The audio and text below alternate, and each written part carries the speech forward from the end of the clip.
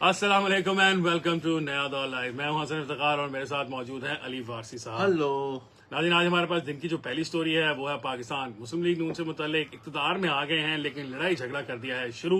आपस में एक दूसरे के साथ लड़ाई झगड़े शुरू हुए हैं। किसी और के साथ नहीं हाँ, किसी और के साथ क्यों लड़ना है? जिनके साथ लड़ना है उनको आधा जेल में पार्टी बैठी है, लीडर जेल में है, बाकी एस्टैब्लिशमेंट के साथ तो अभी लड़ाई नहीं होनी ना। वो तो तकरीबन शुरू हो गई है, वो भी थोड़ी 1.5 साल बाद होगी ओरिजिनल लड़ाई। लेकिन वो मियां नवाज शरीफ साहब होते तो ज्यादा चांस था कि जोर की हो। शहबाज शरीफ साहब के होते हुए मेरा नहीं ख्याल के एस्टैब्लिशमेंट के साथ पाकिस्तान मुस्लिम लीग उनके सींग फंसते नजर आ रहे हैं। शहबाज शरीफ साहब मानते जाएंगे। उनके हालात ये हैं कि उनको किसी ने कहा कि आप कमिश्नर नहीं लगा सकते अपनी मर्जी का इस्लामाबाद का, वो उसमें भी राजी होते नजर आ रहे हैं। तो मतलब वो हैं भी बेचारे इस्लामाबाद के वजीर आजम और वहां का कमिश्नर अपनी मर्जी का नहीं लगा सकते। आप सोचें उनका कितना दिल टूटा होगा।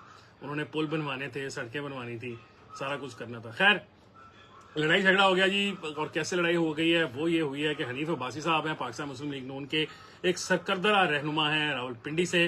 किस्मत में वैसे उनकी ऐसा है कि वो नून लीग के टिकट पर बेचारे कभी कभार ही जीतते हैं, दूसरी दफा जीते हैं मेरा ख्याल है। दरमियान में हार के काफी सारे नहीं, नून लीग के टिकट पर वो बस एक ही दफा जीते थे 2008 में। 13 और 18 दोनों दफा वो अब तो हाफ भी जीत गए ना, फिर 2 दफा हो गई ना। 13 और 18 दोनों दफा ही वो हार गए थे, जहां तक मुझे याद है। नहीं, मेरा ख्याल है कि 13 में जीत गए थे। वो इस तरह से जीते थे, जहां तक मुझे याद पड़ता है कि इमरान खान साहब ने अपनी सीट छोड़ी थी NA-56 से, और वहां से बाई इलेक्शन में जीते थे। खैर वो जीते थे, MMA से बेचारे आए थे मुस्लिम लीग में। चेक कर लेते हैं ना, NA-56 की हिस्ट्री चेक कर लेते हैं। मोहब्बत थी उनसे को नवाज शरीफ साहब से, उनकी मोहब्बत में वो MMA छोड़कर पाकिस्तान मुस्लिम लीग नून में आ गए थे और वहां से वो शेख रशीद साहब का मुकाबला किया करते थे और उनके हल्के में उनको टफ नहीं, वैसे शेख रशीद का मुकाबला उन्होंने एक ही दफा किया 2008 में। हाँ, वो और शेख साहब जब सिगार पीते हुए की शेख साहब के दुखी होते हुए नहीं, वो उसके बाद की बात है जब जावेद हाशमी साहब के खिलाफ NA-55 से लड़ा था शेख साहब ने, और NA-56 से लड़ा था हनीफ अब्बासी के खिलाफ, और वो दोनों सीटें हार गए थे। फिर जो NA-55 वाली सीट है वो जावेद हाशमी ने छोड़ दी थी, तो शेख रशीद साहब ने उनके उस हल्के से दोबारा इलेक्शन लड़ा था और नून लीग की तरफ से खड़े हुए थे शकील अवान साहब। तो शकील अवान से हारने के बाद उन्होंने अपनी वो प्रेस कॉन्फ्रेंस से पहले वो सिगार पी रहे थे, तो वो वीडियो रिकॉर्ड हामिद मीर को भी उन्होंने बददुआएं दी थी। जी, जियो जो है वो तो आपको पता ही है। हाँ, उन्होंने हामिद मीर साहब को खोल के बददुआएं दी। अच्छा, वो है हनीफ अब्बासी साहब, उनकी हो गई लड़ाई कैसे हो गई है कि उन्होंने एक टेलीविजन प्रोग्राम के अंदर बैठकर ऐसे छिक्के मारे हैं पाकिस्तान मुस्लिम लीग नून की दीगर क़यादत के बारे में कि वाह क्या बात है। उन्होंने कहा जी, सबसे पहले तो ख्वाजा आसिफ को आड़े हाथों उन्होंने लिया। नाम उन्होंने ख्वाजा आसिफ साहब का नहीं लिया। वो कहते हैं वो एक व्हाट्सएप वाला बंदा है, मतलब वो व्हाट्सएप वाला बाबा, व्हाट्सएप वाला ये, तो उन्होंने उनका नाम ही रख दिया है कि वो एक शख्स जो कहता था कि मुझे व्हाट्सएप पर जितवाया गया, उसे थोड़ी सी कुछ, खैर वो ख्वाजा आसिफ कहते हैं कुछ शर्म होनी चाहिए, कुछ हया होनी चाहिए। हनीफ अब्बासी साहब ने भी मिलती जुलती बात ही की थी। उन्होंने कहा कि उनको भी कुछ होनी चाहिए, वही शर्म और हया, कि जब वो बाजवा साहब इक़्तिदार में थे तो तब तो वो ये सारी बातें नहीं बोले, तब तो वो उनकी बड़ी इज्जत करते थे, बड़ी उनकी शान में कलाबे मिलाया करते थे। और अब वो बाजवा साहब चले गए हैं तो उनके खिलाफ ये बातें हो कर रहे हैं। और हनीफ अब्बासी साहब ने कहा कि मुझे सबसे ज्यादा नुकसान पहुंचाया उन्होंने, तो अगर मैं तब नहीं बोला था ना तो मैं आज भी नहीं बोलूंगा, या उनके खिलाफ मैंने तब बातें क्यों नहीं बोले थे? हाँ, ये वैसे पूछना चाहिए था, ये एंकर जो प्रोग्राम की थी उनको उनसे सवाल पूछना चाहिए था कि भाई आप तब क्यों नहीं बोले थे, क्या वजह थी। हालांकि जुल्म अगर किसी के साथ हो तो ये तो कहीं नहीं लिखा हुआ कि आप जुल्म को चुप करके सहते रहें, बर्दाश्त करते रहें और उसके ऊपर आवाज भी ना उठाएं। आपको पता है कि हनीफ अब्बासी साहब जो है वो जेल में गए, और उनकी एक मतलब बड़ी अफसोसनाक स्टोरी है। वो मतलब वो कोई अच्छी बात नहीं है, जो कुछ उनके साथ हुआ वो जुल्म था, इसमें कोई शक नहीं है। कि उनको 2013 के इलेक्शन में कहा जाता है वो भी इलेक्शन उनको हरवाया गया था, लेकिन चले छोड़े इस बात को। हम मतलब वो तो याद है, उनको सजा दे दी गई थी रात 2 पहले। नहीं, वो तो 18 में हाँ। मगर 13 का इलेक्शन भी इमरान खान साहब ने जो उनसे जीता था, उसके बारे में भी लोग जो है वो कहते हैं कि जी इमरान खान जो है ना वो उसको 2 नंबर तरीके से 2013 में इलेक्शन जितवाया गया था, क्योंकि Hanif Abbasi wasn't acceptable, because Hanif Abbasi जो है वो खुल के बोलता था, और शेख रशीद की फरमाइश थी कि इसको हरवाना है। क्योंकि शेख रशीद जो है वो गेट नंबर 4 की जेन्युइन पैदावार आपको समझते हैं, और वो अभी भी कहते हैं कि असली हूँ गेट नंबर 4 की पैदावार। तो 2018 में भी उनको हरवाने के लिए, क्योंकि 100% ऐसा लग रहा था कि हनीफ अब्बासी साहब जो है वो अपनी सीट जीतेंगे, तो शेख रशीद साहब के एक फरमाइश पर 25 जुलाई को इलेक्शन होना था, तो 21 जुलाई की रात को कोई 12 बजे के करीब जो है उनके खिलाफ फैसला दे दिया गया कि इनको नहीं जीतने देना, और फिर उसकी वजह से हनीफ अब्बासी, फिर वो इलेक्शन उस हल्के में हुआ ही नहीं, और कुछ अर्से के बाद जब इलेक्शन हुआ तो वहां से पाकिस्तान तहरीक इंसाफ से जो भी मेंबर खड़े हुए थे वो वहां से जीत गए इलेक्शन। शेख रशीद साहब के मेरा ख्याल है ये भतीजे थे जो वहां से इलेक्शन जीते थे NA-56 से। एनीवे, जो भी था मुझे अब एग्जैक्टली नहीं याद, लेकिन NA-56 में हनीफ अब्बासी के ना खड़े होने की वजह से इलेक्शन ही नहीं हुआ था। नाउ 2024 में ये खड़े हुए थे मेरा ख्याल है अबरार अहमद के खिलाफ, जहां तक मुझे याद पड़ता है। नहीं, अबरार अहमद तो पाकिस्तान मुस्लिम लीग नून के हैं, मैंने जो साथ जीते हैं। नहीं, ये किसके खिलाफ खड़े हुए थे हनीफ अब्बासी साहब? जिसके खिलाफ भी खड़े हुए थे, ये सीट हार गए थे असल में। ये मेरा ख्याल है शहरियार साहब के खिलाफ खड़े हुए थे ना, वो जो शहरियार साहब हैं पीटीआई के, हाँ जी, जिनका बहुत ज्यादा हाँ पश्तून वोट है बहुत ज्यादा, हाँ याद आ गया। तो वो शहरियार साहब जो हैं उनके खिलाफ हनीफ अब्बासी साहब इलेक्शन लड़ रहे थे, और जो इतलात थी वो ये थी कि 20,000 की लीड हो गई थी, ज्यादातर जो फॉर्म 45 वो आ गए थे। लेकिन फिर ये 8 तारीख को हारने के बाद वही बात के 9 तारीख को जीत गए थे। तो 9 तारीख वाले रिजल्ट्स में हनीफ अब्बासी जीते हुए। अब जो पीएमएलएन के अंदर जो लोग जीत गए ना, वो ये कह रहे हैं कि कोई ना वो गल ना करो, चुप, कोई रफड़ नहीं पाना, हाँ। चलन दो कम। और हनीफ अब्बासी साहब ने कहा है। अच्छा, अब उसमें हो ये रहा है कि ख्वाजा आसिफ साहब का जो बयान है, उसके बाद कल रात को हनीफ अब्बासी साहब ने ये बयान दिया इंटरव्यू में, और फिर आज पीएम ख्वाजा आसिफ साहब जो हैं वो जाके नवाज शरीफ साहब से मुलाकात की उन्होंने। मरियम नवाज वहां पर मौजूद थी, और नवाज शरीफ से जो उनकी मुलाकात थी उसकी वीडियो बनी, और वो वीडियो PMLN_org ने ट्विटर के ऊपर खुद से जारी की, which is also shut up call to Hanif Abbasi and all those people जो कि शहबाज शरीफ कैंप की तरफ से इस वक्त खुल के बात कर रहे हैं। क्योंकि हनीफ अब्बासी ने सिर्फ ख्वाजा आसिफ के बारे में बात नहीं की, उन्होंने दूसरा जो आड़े हाथों लिया वो लिया जावेद लतीफ साहब को। अच्छा, ज्यादा जोर से। अच्छा, मैं आपको जावेद लतीफ साहब के बारे में बताऊं, हसन साहब मेरे एक जानने वाले हैं जो कि उनके क्योंकि हल्का बंदियां चेंज हुई थी, बिल्कुल, तो शेखुपुरा से वो इलेक्शन लड़ रहे थे, उनके एक रिश्तेदार, वो जो साहब इलेक्शन लड़ रहे थे वो जीत गए हैं और एमपी के टिकट पर, और वो ये कह रहे हैं कि उनके हलके में जो यूसियां जावेद लतीफ साहब के हलके से उनके हलके में आई, उन यूसी से उनको ज्यादा रिजल्ट्स, उनको ज्यादा शेयर के हक में वोट मिले हैं बनिस्बत उनके बाकी, और उनकी विनिंग मार्जिन में बहुत बड़ा रोल जो है वो उस एक कॉन्स्टिट्यूएंसी, उन चंद यूसीज का 6, 7, 8, 10 यूसीज जो उनके हल्के में, तकरीबन मेरे ख्याल है 20 यूसी के काफी सारी यूसियां जो है ना वो उनके हल्के में आ गई, तो वहां से वो अच्छी लीड लेकर जीते। और जावेद लतीफ के बारे में उनका ये कहना है कि he is wildly popular in his constituency, और उन्होंने कहा कि अगर हम जीत गए तो हमारे लिए बड़ा ये हैरानकुन बात है कि जावेद लतीफ हार गए और हम जीत गए हैं उन कॉन्स्टिट्यूएंसीज की वजह से जो जावेद लतीफ के हल्के से हमारे हल्के में शामिल हो गई। इसी तरह का एक केस जो है वो राना मशहूद के बारे में है। राना मशहूद साहब जो हैं वो लाहौर से इलेक्शन लड़े, और राना मशहूद के बारे में जो मेरी इतलात है उसके मुताबिक राना साहब तकरीबन कुछ 6-7 हजार वोटों से लीड लेकर तकरीबन जीत गए थे, लेकिन सुबह जब रिजल्ट आए तो वो 2,000 वोटों से हार गए थे।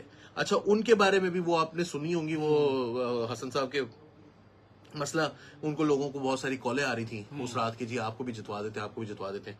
तो उसके अंदर कहीं जो है वो राना साहब जो हैं उन्होंने कहीं कोई नाफरमानी कर दी, और उसकी वजह से वो इलेक्शन जो है वो उनको हरवा दिया गया। अच्छा, अब वो गए ट्राइब्यूनल के अंदर, सॉरी उसके रिकाउंटिंग के लिए। तो जज साहब जो वहां पर बैठे हुए थे, जो भी उनके आरओ थे, पीआरओ, जो क्या प्रोसेस है वो एग्जैक्टली जो अथॉरिटी थी, उन्होंने उनकी रिकाउंटिंग की दरखास्त मुस्तरद कर दी। अब आप देखें कि मुस्तफा कांजू है मिसाल के तौर पर, उनके हल्के में 14,000 वोट जो है वो रिजेक्ट हुआ है, 7,000 पहले ही था, 14,000 और रिजेक्ट हुआ है, 21,000 रिजेक्टेड वोटों के साथ वो रिकाउंट में जीते हैं। इसी तरह मुदस्सिर नारा साहब गुजरावाला से, मुदस्सिर है नाम उनका, मुदस्सिर कयूम नारा साहब, वो अजहर कयूम के बेटे हैं। तो मुदस्सिर कयूम नारा साहब जो हैं वो इलेक्शन, उनके 10,000 वोट जो हैं 75 असेंबली के हल्के खुलवाए गए, नेशनल असेंबली के 75 पोलिंग स्टेशन खुलवाए गए, और उनसे जो रिजल्ट्स निकले उससे वहीं पर पूरे हो गए, 350 खोलने नहीं पड़े पूरे, और 350 हल्के खोलने नहीं पड़े, वो वहां से इलेक्शन जीत गए। तो द प्रॉब्लम इज कि ये जिस तरह से इलेक्शन के रिजल्ट्स आ रहे थे, उसमें जावेद लतीफ साहब का केस हो या राना मशहूद का केस हो, ये बड़ा आसानी से, मिसाल के तौर पर जो राना मशहूद वाला केस है मिसाल के तौर पर, वो बड़े आराम से रिकाउंटिंग पर जा सकते हैं, और वो कह रहे हैं वो जेन्युइनली वहां से इलेक्शन जीते हुए हैं, तो अगर इतने वोट और वहां पर रिजेक्ट कराने की भी जरूरत नहीं पड़ेगी। तो ये सारा कुछ होने के बावजूद उनको वहां से हरवाया गया। और जो नवाज शरीफ साहब का कहना है कि जी मेरे साथ एक ज्यादती की जा रही है, मेरे लोगों को हरवा दिया गया है, मुझे भी हरवा दिया गया है, और जिन लोगों को जितवाना था उनको पावर में भी ले आया गया है। तो कुछ लोग हैं जो नवाज शरीफ साहब की तरफ से खुल के बात कर रहे हैं, उन लोगों को स्नब करने के लिए हनीफ अब्बासी को आगे किया गया, बिकॉज हनीफ अब्बासी जो है वो मौजूदा सिस्टम का बेनिफिशियरी, ऑल्दो मैं ये बात जो है वो खोल के कहना चाहता हूं कि उसको माजी में नवाज शरीफ का लॉयलिस्ट होने की वजह से सजा भी दी गई है, और अब उन्होंने सबक सीख लिया ना फिर, लेकिन तो हाँ, और बात फिर वो ये हसन साहब, बात यह है कि अगर एक बंदे को जेल में डाला जाए, उसकी बर्बाद कर दिया जाए, उसकी रेपुटेशन को, उसको सारी दुनिया में एफिड्रीन अब्बासी जेलों में जलसों में खड़े होकर कहा जाए, तकरीरों में कहा जाए, प्रेस कॉन्फ्रेंसेज में कहा जाए, उसके गली मोहल्ले के अंदर जा जाके कहा जाए, और फिर उसका कोई कसूर ना हो, और फिर जिस तरह की बिजनेस की हिट उन्होंने ली, उनका कारोबार बुरी तरह से हिट हुआ, तबाह बर्बाद हो गया। फिर वो बंदा जो है जो कि, और उसका केस बड़ा अच्छा था हसन साहब। वो केस ये था कि यार देखो मेरी बात सुनो, अगर मैंने करप्शन की है, मेरे लाइफस्टाइल में किसी को कोई चेंज ना, मैं उसी घर में रहता हूँ, मैं उसी गाड़ी को चलाता हूँ, जो मेरे पास गाड़ी है, मुझे बड़ी गाड़ी लेने का शौक है, लेकिन मैं उसी गाड़ी को चला रहा हूँ जिस गाड़ी में मैं फिरता था। तो मैंने करप्शन करके क्या कमाया? पैसे किधर गए? पैसे कहाँ गए? उसके बाद और कोई केस नहीं था, और इवेंचुअली एएनएफ ने वो केस ड्रॉप कर दिया।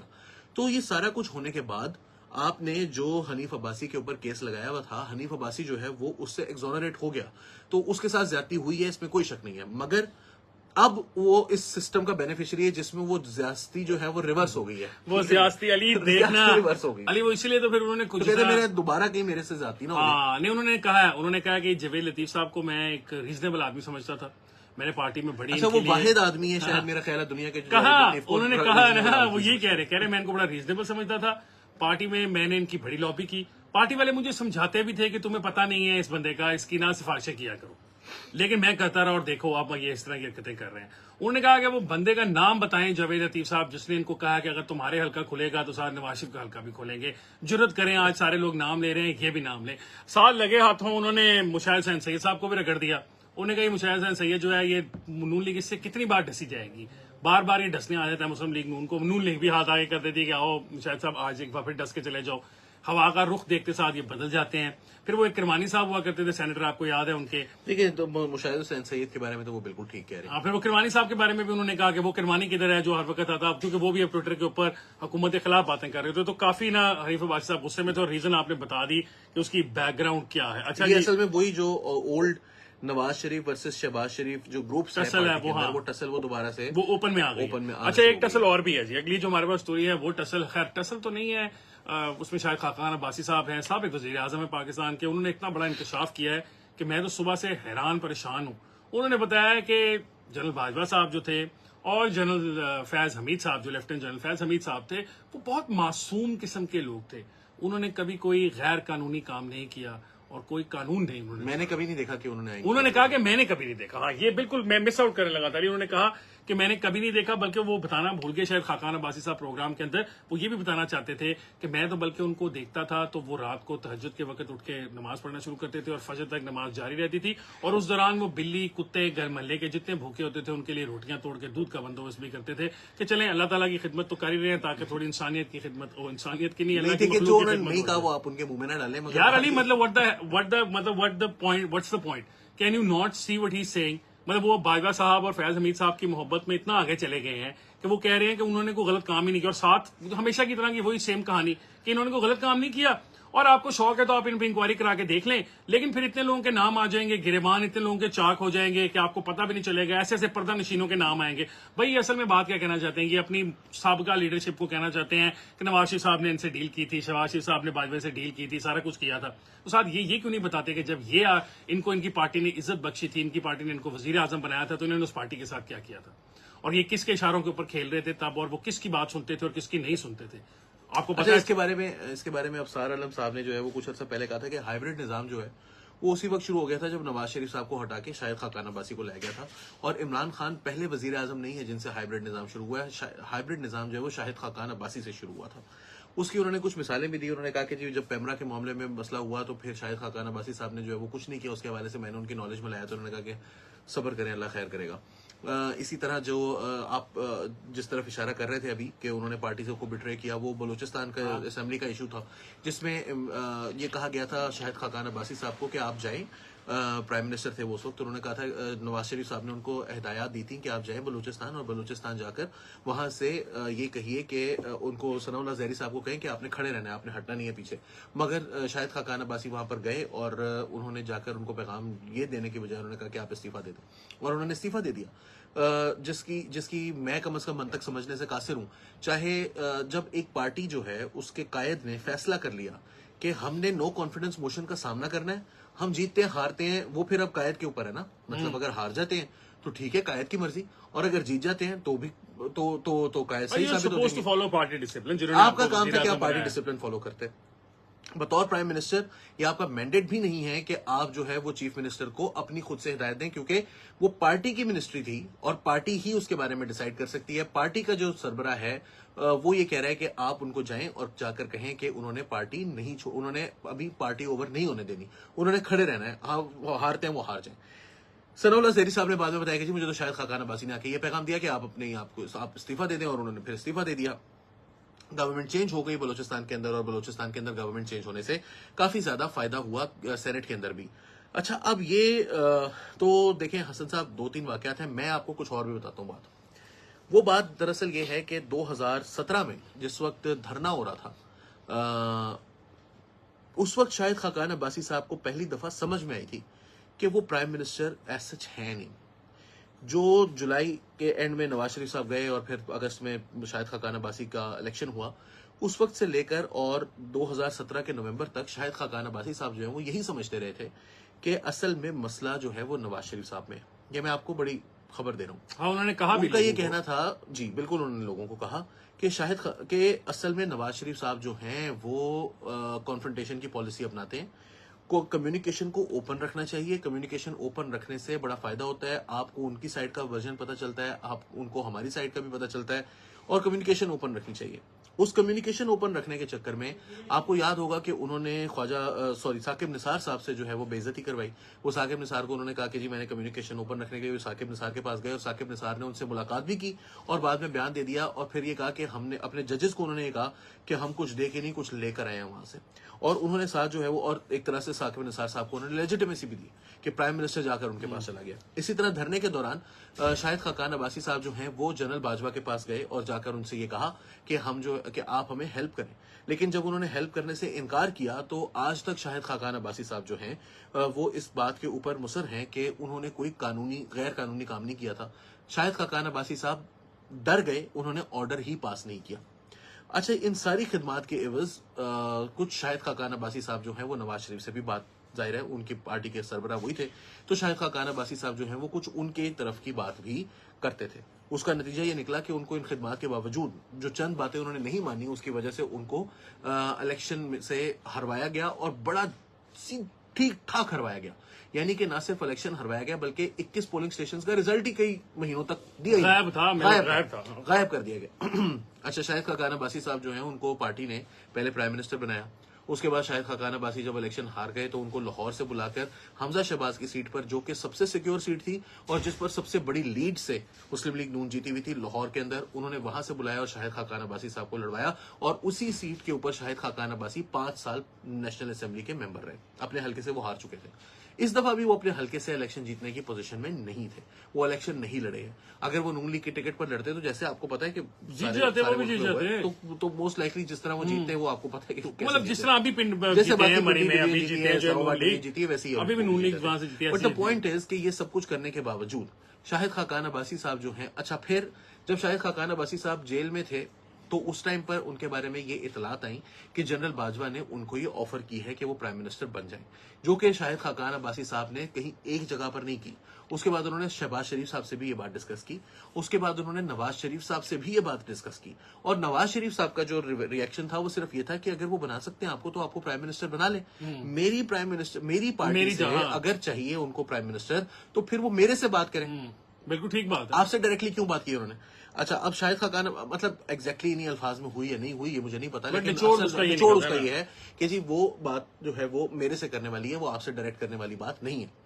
उन्होंने मुंह पर की या शहबाज शरीफ साहब से की, मगर नवाज शरीफ साहब का मौकफ बिलाखिर यही था कि ये बात जो है वो आर्मी ने अगर करनी है तो वो नवाज शरीफ साहब के साथ डील करनी है, और अगर शाहिद खाकान अब्बासी को without consulting with Nawaz Sharif उसको प्राइम मिनिस्टर बना दे, फिर मेरे से बात क्या करने के लिए आए? मेरी आशीर्वाद क्यों चाहिए आपको अपने फैसले के लिए? वो रीइमेजिन कर रहे थे ना, फिर उन्होंने रीइमेजिन करना शुरू कर दिया था फिर खाकान अब्बासी साहब ने। हुआ ये कि शाहिद खाकान अब्बासी साहब जो हैं उन्होंने ये कहा कि नैब लॉ के अंदर मैं तरमीम करवाऊंगा, और तरमीम के बाद मैं नवाज शरीफ साहब को नैब से लेकर दूंगा, क्लीन चिट लेकर दूंगा, और नवाज शरीफ को नैब से क्लीन चिट लेने के लिए उनको नैब लॉ में अमेंडमेंट करवानी थी, यानी नवाज शरीफ को एक तरह से फायदा करवाना था और उसका उन्होंने बातचीत तय कर ली।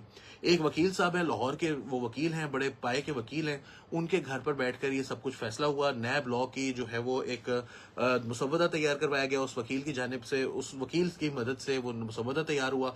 उसके बाद उसको टेबल किया गया, वो पाकिस्तान तहरीक इंसाफ, और फिर शाहिद खाकान अब्बासी को ह्यूमिलिएट करवाया गया फ्लोर ऑफ द हाउस पर, जब शाह महमूद कुरैशी ने खड़े होकर कहा कि ये हमसे एनआरओ मांग रहे हैं। ठीक है, बिल्कुल। और शाहिद खाकान अब्बासी उस दिन नून लीग के अंदर और ऑपोजिशन के अंदर गॉट एक्सपोज्ड कि इनके साथ जो कोई भी बात कर रहा था उसके नजदीक शाहिद खाकान अब्बासी से ज्यादा मजबूत घोड़ा अभी भी इमरान खान ही था, कि उसने शाह महमूद कुरैशी साहब बगैर उनकी मर्जी के नहीं, बिल्कुल ऐसे क्यों कर सकते थे शाह महमूद कुरैशी। और आपको देखिए कि इमरान खान साहब से जो भी लेजिस्लेशन करवानी होती थी उसके लिए वो लियाकत साहब को भेज के तो वो सारा कुछ हो जाता था असेंबली के अंदर, लेकिन यहां पर शाह महमूद कुरैशी ने जब ह्यूमिलिएट किया तो किसी ने रोका नहीं। शाह महमूद कुरैशी को कोई इसके ऊपर जो है वो सरजनिश नहीं की गई, उनको किसी ने ये पहले से समझाया नहीं कि जी हम ये करवा रहे हैं तो आपने भी इसका साथ देना है, जिस तरह से इन लोगों को समझाया जाता था। तो शाहिद खाकान अब्बासी साहब जब ये कहते हैं कि जी वो जनरल बाजवा को एक्सटेंशन जो है वो नहीं देनी चाहिए थी और मेरे से जो है वो पूछे बगैर ये किया गया, उस वक्त भी उन्होंने फड्डा डाला, फिर बाद में उन्होंने पार्टी छोड़ी, पार्टी छोड़ने के बाद भी वो अक्सर ये कहते हैं कि अगर बाजवा साहब इतने बुरे थे तो उनको एक्सटेंशन नहीं देनी चाहिए थी। ये एक तो वैसे ही भूल है, क्योंकि बात यह है कि पीएमएलएन और नहीं हसन साहब, वो बड़ा सिंपल सा केस है, वो एक्ट था। ठीक है, एक्ट जो है वो पार्लियामेंट में सिंपल मेजोरिटी के साथ पास हो जाता है। पाकिस्तान तहरीक इंसाफ, एमक्यूएम और मुस्लिम लीग काफ और उनकी जो दीगर साथी जमातें थी, बाप वगैरह, उसके साथ मिलके उनके पास मेजोरिटी थी। That is why they were in the government. बगैर उनके तो नहीं होता। तो वो ऑलरेडी ऑन बोर्ड थी। नवाज शरीफ अगर साथ ना डाल दिया, हाँ, नून लीग अगर साथ ना देती तो भी इस एक्ट पास होना था, बाजवा साहब को एक्सटेंशन मिलनी थी। हाँ, लेकिन बाजवा साहब की गुड बुक्स में जाने के लिए नून लीग अपने वोट भी दिए ना, वो इसलिए दिए कि ये 2019 की बात है। मुस्लिम लीग नून जो है वो 2020 की बात है। मुस्लिम लीग नून जो है वो पिछले 3 साल से मुसलसल परसिक्यूट हो रही थी। 2016 में वो लगे थे और 2019 के नवंबर में उन्होंने जाना था, उस टाइम पे उनको एक्सटेंशन दी गई। इमरान खान साहब तो अगस्त की दिए बैठे थे। फिर जनवरी में, क्योंकि खोसा साहब जो थे वो एक अल्लाह उनको जो है वो करवट जो है वो चीफ जस्टिस ही मजीद नसीब करे, वो साहब जो है उन्होंने ये ऐलान फरमा दिया कि हजरात इफ्तारी का टाइम खत्म हो, सहरी का टाइम खत्म हो चुका है, मैं तुहानू पल्ले 5 मिनट देना। वो होता है ना इस तरह का ऐलान, वो स्टेज ड्रामा में जुगत होती है, लेकिन उन्होंने बाकी ऐसा किया कि कानून में कोई गुंजाइश नहीं है, मैं अपनी तरफ से 6 महीने अदालत जो है वो दे रही है आपको, 6 महीने के अंदर अंदर लेजिस्लेट कर ले और उस वक्त तक जो है वो जनरल बाजवा जो है वो कंटिन्यू करेंगे। तो जनरल बाजवा ने वैसे भी बनना ही था। असल बात जो है वो शाहिद खाकान अब्बासी साहब को जो मुझे अफसोस है वो ये है कि मैं हसन साहब समझता हूँ कि परवेज खटक चीफ मिनिस्टर रहे खैबर पख्तूनख्वा के, महमूद खान चीफ मिनिस्टर रहे खैबर पख्तूनख्वा के, उस्मान बुज़दार पंजाब के चीफ मिनिस्टर रहे, शाहिद खाकान अब्बासी जो है वो पाकिस्तान के प्राइम मिनिस्टर रहे, राजा परवेज अशरफ जो है वो पाकिस्तान के प्राइम मिनिस्टर रहे, यूसुफ रजा गिलानी जो है वो पाकिस्तान के प्राइम मिनिस्टर रहे, और भी बहुत सारे लोग हैं। ये वो लोग हैं जिनकी अगर कोई फड्डा हो जाए ना पार्टी लीडरशिप से तो इनको घर चले जाना चाहिए। बिल्कुल ऐसी है, बिकॉज इनका कोई राइट नहीं है। जब आपको हाईएस्ट ऑफिस दे दिया जाता है, सबसे ज्यादा इज्जत दे दी, सबसे ज्यादा इज्जत दे दी जाती है। उसके बाद देखिए ना, ख्वाजा आसिफ भी नवाज शरीफ साहब का एक ऑप्शन थे, शहबाज शरीफ तो ऑब्वियसली ऑप्शन थे ही, एहसन इकबाल भी हो सकते हैं, एहसन इकबाल हो सकते थे, चौधरी निसार उस वक्त तक पार्टी में थे, चौधरी निसार को हैव बीन एन ऑप्शन, लेकिन उन सब को बाईपास करते हुए शाहिद खाकान अब्बासी साहब को प्राइम मिनिस्टर की पोजीशन के लिए पार्टी ने चूज किया। तो चाहे वो एक्सपीडियंसी थी, चाहे वो कोई मजबूरी थी, सब चीजों के होते हुए in the end Shahid Khaqan Abbasi was PMLN prime minister, और उनको जो वोट मिले थे वो मुस्लिम लीग नून के वोट थे, और मुस्लिम लीग नून जो है वो नवाज शरीफ की पार्टी थी, और उस वक्त वो पार्टी के सरबराह थे।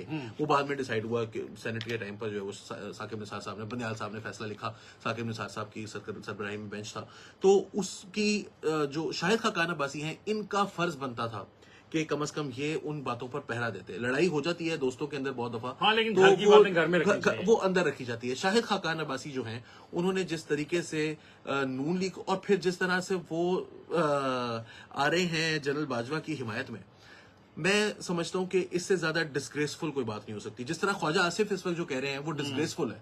उन्होंने खुद जनरल बाजवा को लगवाने वालों में शामिल है।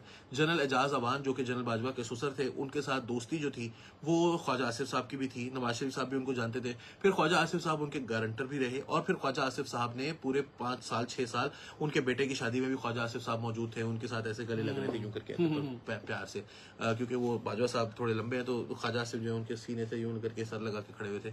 और फिर जो है वो जनरल बाजवा के साथ वो राब्ते में रहे। उनको इलेक्शन बकौल उनके, मैं सिर्फ मैं ख्वाजा आसिफ साहब का स्टेटमेंट दोहरा रहा हूँ कि वो जीत रहे थे, उनको बेमानी करके हरवाया जा रहा था। तो उन्होंने जनरल बाजवा को कहा कि जी मुझे बेमानी करके हरवाया जा रहा है, जिस पर जनरल बाजवा ने कहा कि डोंट वरी, और फिर बेमानी नहीं हुई और मैं इलेक्शन जीत गया। जिसपे यार वो तो एक अब वैसे भी एक वो बन चुकी हुई है ना उसकी, तो इमरान खान साहब ने भी एक फोन पकड़ के ऐसे करके उसकी एक नहीं, वो इमरान खान साहब मैं हार रहा हूँ नहीं, लेकिन मैं इमरान खान साहब को इसलिए कुछ नहीं कहता क्योंकि वो मेरे लिए कोई क्रेडिबल इंसान यार अली कम ऑन नहीं है ना, नहीं है वो किसी सूरत। अरे चलो ठीक है। देखिए इमरान खान साहब अपनी 5 सीटों में से कम 2-3 पे हारे हुए थे। हाँ, हारे हुए ठीक है। हाँ। इमरान खान साहब साद रफीक से इलेक्शन हार चुके थे।